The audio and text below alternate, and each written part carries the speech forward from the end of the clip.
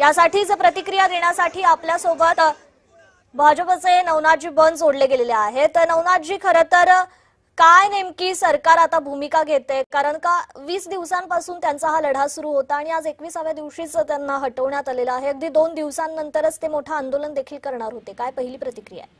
मुळामध्ये सरकारने यात करण्यापेक्षा हायकोर्टाच्या सूचनेनुसार दिल्ली पोलिसांनी ही कारवाई केली आहे। गेल्या 21 दिवसापासून सोनम वांगचुक यांचं उपोषण सुरू होतं आणि प्रत्येकाचं आरोग्य महत्त्वाचं असतं।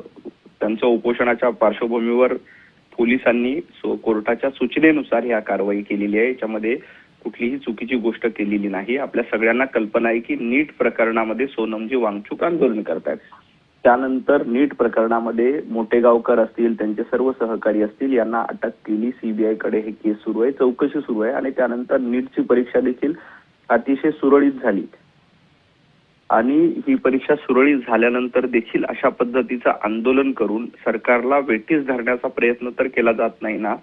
या संदर्भामध्ये कोर्टामध्ये एक याचिका दाखल केली होती, त्याच्यानंतर कोर्टाने हा निर्णय दिला आणि कोर्टाच्या सूचनेनुसार, म्हणजे इथे कुठेही गैरप्रकार करण्याचा प्रश्नच नाही, कोर्टाच्या सूचनेनुसार पोलिसांनी ही कारवाई केली आणि त्यांना रुग्णालयामध्ये दाखल केले। एखाद्या व्यक्तीचं आरोग्य महत्त्वाचं असतं, तब्येत महत्त्वाची असते। उद्या काही सोनम वांगचुक यांच्या जीवाला बरं वाईट झालं असतं तर कोणाची जबाबदारी होती? तर निश्चितपणे सरकारची जबाबदारी असते। म्हणून त्यांना रुग्णालयामध्ये उपचारासाठी दाखल केलेलं आहे। याच्यामध्ये कुठलीही चुकीची गोष्ट नाही।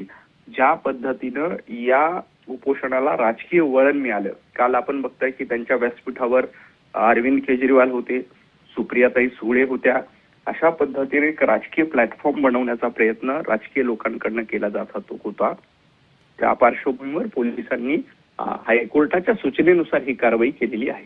जी, निश्चितच। नवनाथजी, धन्यवाद आपण दिलेल्या या प्रतिक्रियेबद्दल।